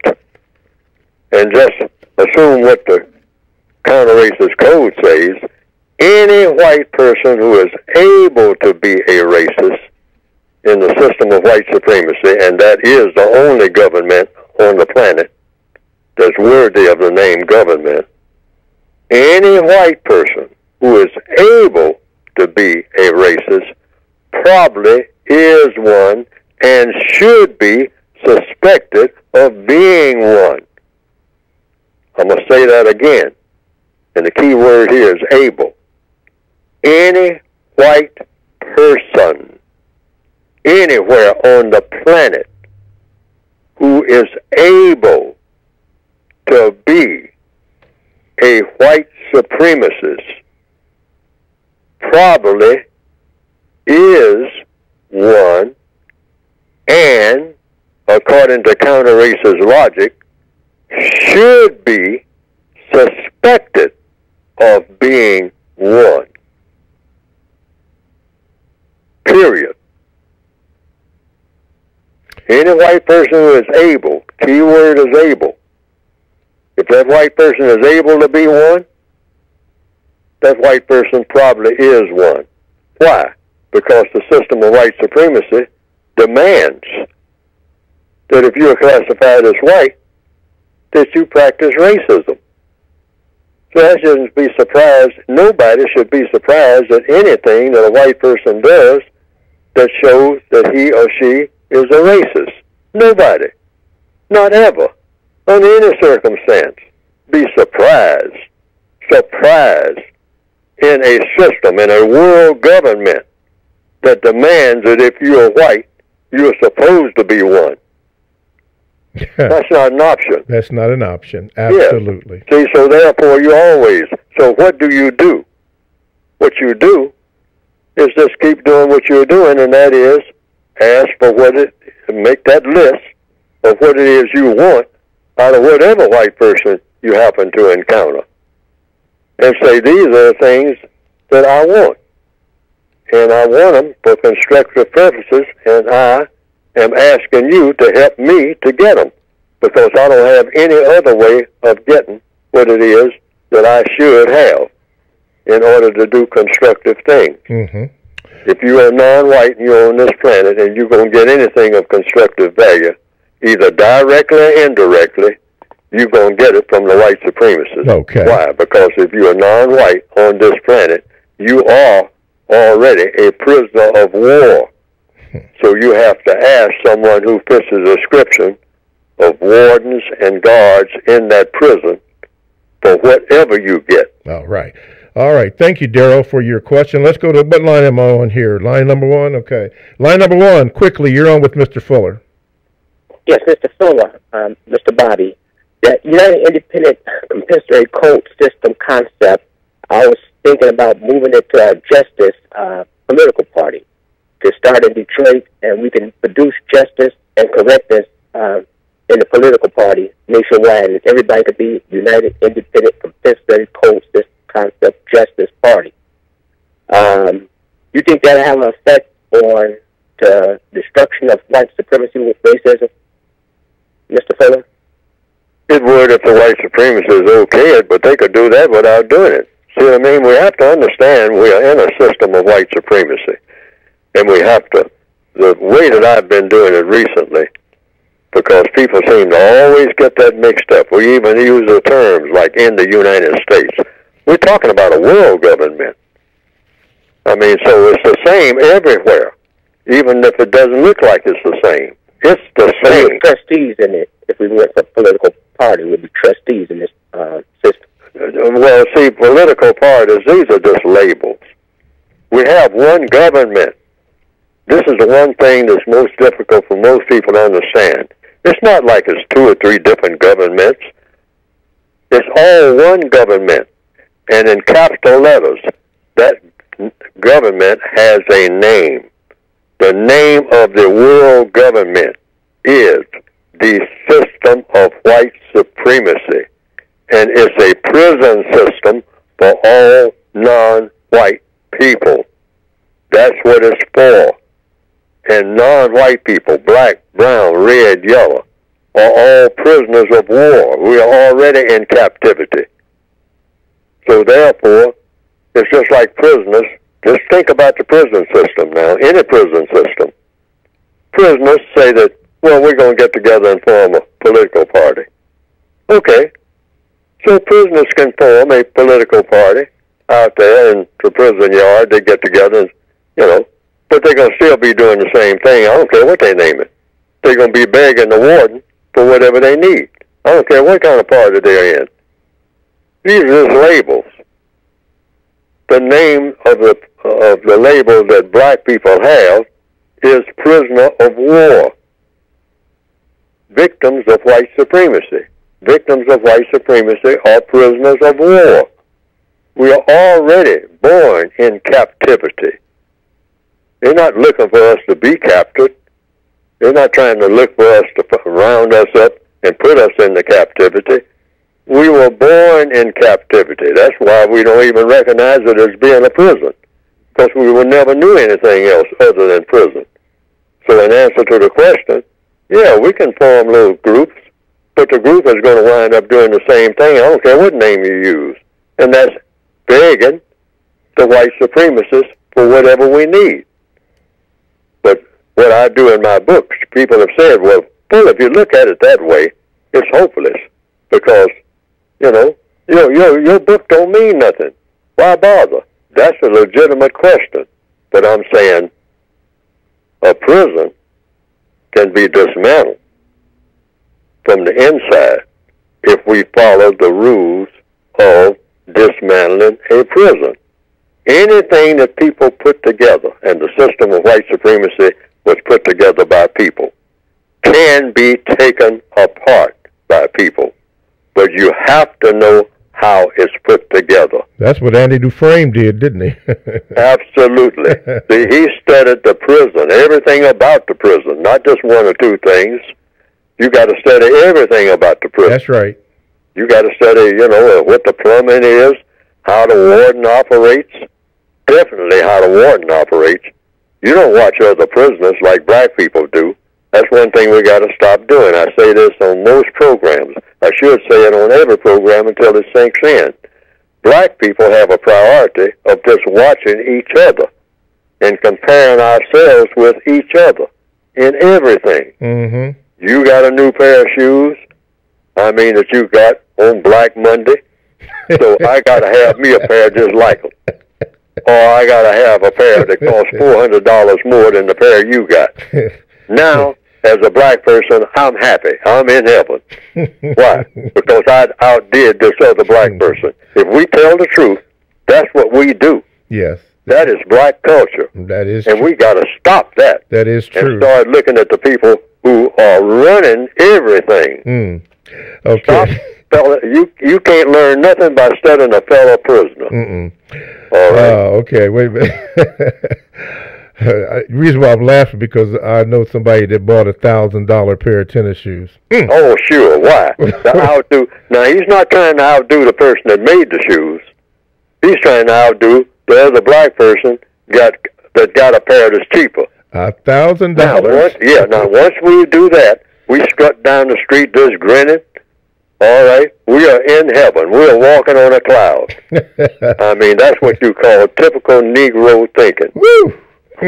Anyway, TalkTainmentRadio.com. We go where you go. Just download the TalkTainmentRadio.com app to your cell or to your tablet.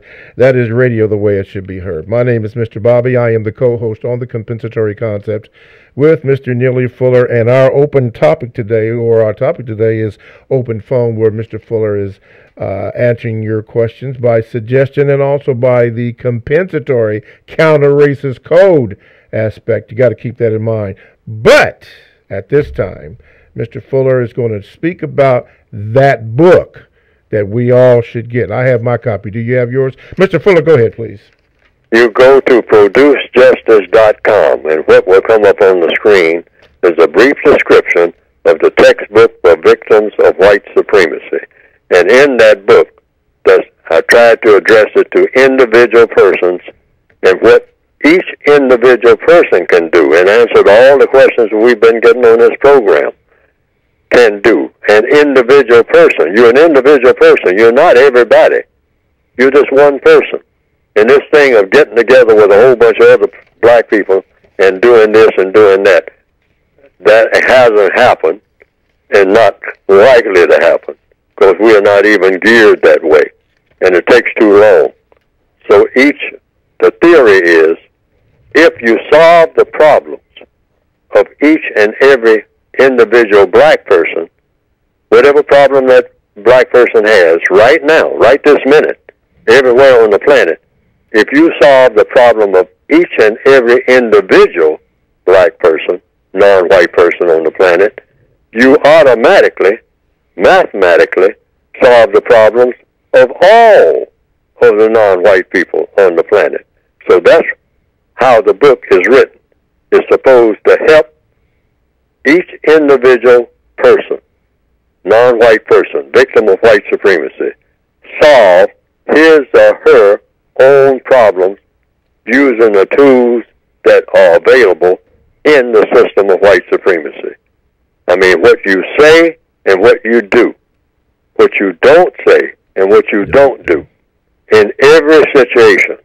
And it doesn't cover everything that a person can possibly do, but it shows samples of things you can do and say to make your condition better, to improve your condition, to go from a better situation to the best situation, ultimately. And then, by doing that, solve all the problems of the entire world after you solve your own. individual problem, that is to put you in position to solve the problems of the entire world, because that's where has to go anyway.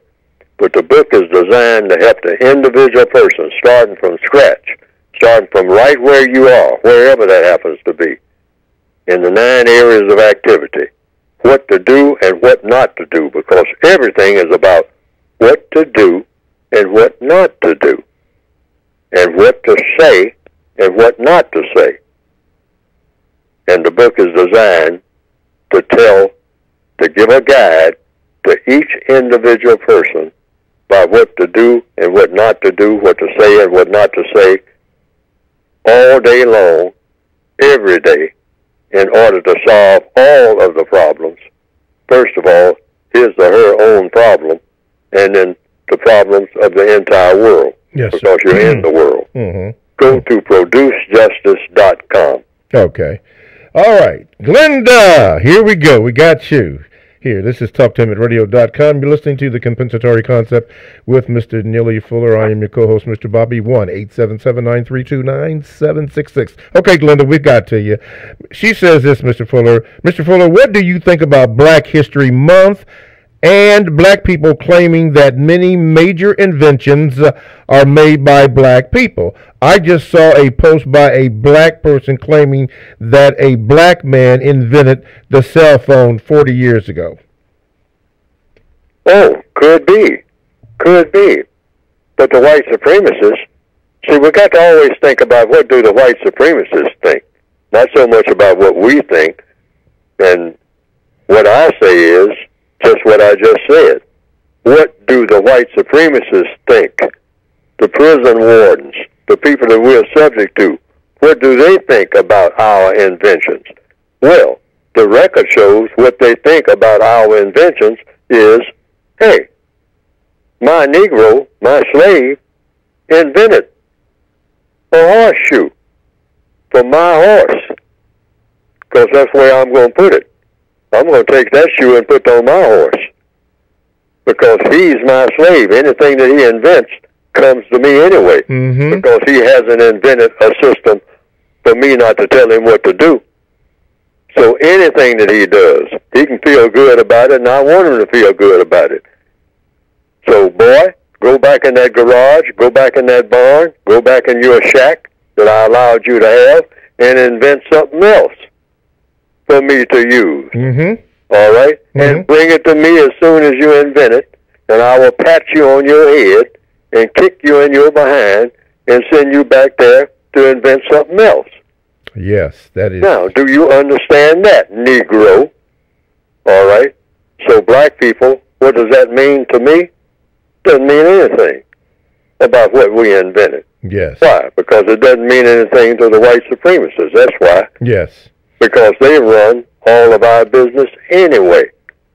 So us walking around bragging to each other about what we invented in the prison yard, well, I invented some new bars, a stronger type of steel for my cell, and I showed it to the warden. He says, yes, I'll take this and use it.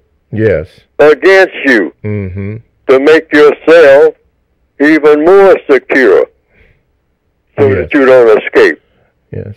You know, Mr. Fuller, one of my research areas that I was doing this week was about Eli Whitney, and I was told when I was going to school that Eli Whitney invented the cotton gin, and there's some question of whether Eli Whitney was black or white, but that last statement that you just made, even if he were, because he was a slave owner, what I discovered that any slaves that invented anything, if they were on the plantation or a part of the slave owner, let's say Johnson or Barnes, Mr. Johnson or Mr. Barnes got the credit for the invention and not the slave. So what you said was absolutely on point, absolutely correct, because that's what they did during that particular time. They're probably still doing that. All right, anyway, let's go to this. Kevin, we finally got to you. He says, Mr. Fuller, please ask Mr. Fuller to elaborate on the lessons from the movie High Noon. Thank you. Oh, the main lesson from Casablanca to High Noon to Bridges of Tokyo to a whole bunch of movies that I have named, Bound for Glory, about a musician named Woody Guthrie. It's about individualism, and at the same time looking at the entire world. You are alone. That's why I wrote my book for the individual person. Always look at yourself as being alone. Black people have this herd mentality. You think that because you are on the other side of town surrounded by a whole bunch of black people, you never see a white person, that that's some kind of security. You're just as insecure as you can possibly be. You're not secure. You're looking at fellow prisoners in a prison yard. That's how you should see them. I don't care what kind of neighborhood it is. It's just a fancy prison, that's all, in the system of white supremacy. So what I'm emphasizing is, try to be powerful as an individual person. Stop thinking that you got a whole lot of help because you don't have it. That's an illusion. All non-white people are prisoners of war. You say, well, in the place where I come from, black people, we got a chief of police is black, the mayor is black. I mean, most of the people that are on the board are black, on the school board and all like that. You're still in a prison cell. Folks, wake up and smell the coffee. All of you are in a prison cell. Now, that doesn't say you give up these positions, because you need to learn how to run things. Because prisoners, what does a prisoner know except being a prisoner? And so you learn things while you're in prison and try to learn everything that you possibly can, like Andy Dufresne in Shawshank Redemption. He set up a library so that he can learn more. Keep learning. Don't stop learning. You have to do that. Yes, sir. So if you're given a position of mayor or something like that, don't think that you have some power, because you don't. You access a title that you have in the prison system, okay, but you still go to your cell. Your side of town is still determined by the white supremacists. The fact that you're a mayor was determined by the white supremacists. Absolutely. They set that up. Okay. I mean, so it's always think in terms of you are alone. That's the main thing. That's the main thing. That's the main thing. That's what these movies that I list. How to act when you're alone. Always think. How to think when you're alone. Okay. All right. Now, as we come to the close of the show, we're not going to we're not going to get a chance to get to this question, but it will be the topic of next week's program. And the question is racism more important than their own survival? That's going to be the topic that we will lead off to, plus we'll clean up some other situations. Mr. Fuller, in the final seconds that we have, anything else that you'd like to add of today's program before the music starts? Well, I'll just elaborate on that main note. The United Independent, that's why I call it, the title of the book that I have, that you can get by going to producejustice.com. It's about looking at yourself as being absolutely alone on this planet. All righty. As a prisoner of war. Thank you. Act accordingly. Act accordingly. Listen to everybody and try to improve your condition. All righty. We got to leave it there until next week. Is racism more important than their own survival? That's next week's question. Thank you, Mr. Fuller. Thank you, callers. Thank you, Gmailers, all that. TalkTimeAtRadio.com, the world's greatest radio, radio the way it should be heard. We'll see you next week. Thank you, Mr. Fuller.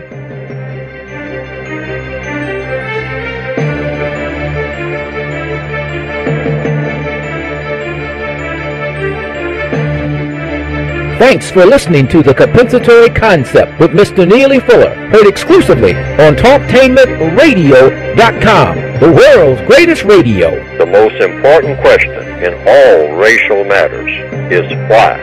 One should always ask it. Radio, the way it should be heard. You've got the power. The world's greatest radio. TalkTainmentRadio.com.